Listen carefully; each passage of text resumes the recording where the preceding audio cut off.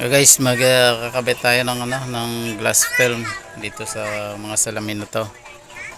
Ayan, pinapalagyan ng may-ari ng film para kahit wala ng kortina hindi gaano makatagos yung init. Ito yung nabili niyang film, oh. Sa Lazada lang nabibili ito. Ayan, bago natin i-install yon, kailangan muna natin linisin itong salamin para matanggal yung mga dumi-dumi.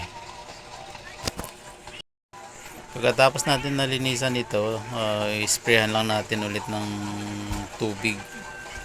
Ayan, yung tubig ko may halong joy ito eh. Ito rin yung ginawa kong panlinis.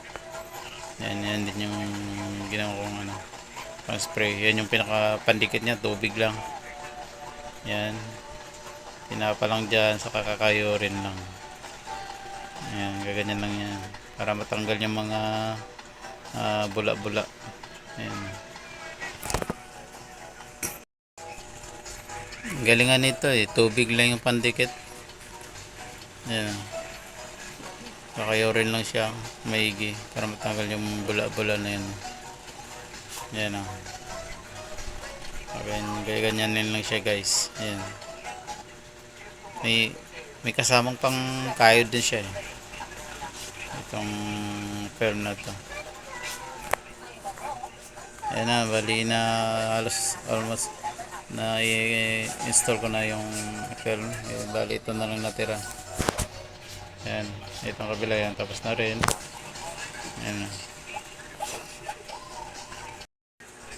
may mga natira-tirang mga bula-bula, pero sabi ng may-ari hayaan ko lang daw, kasi sa init mawawala din daw yun. Ayan, tapos na.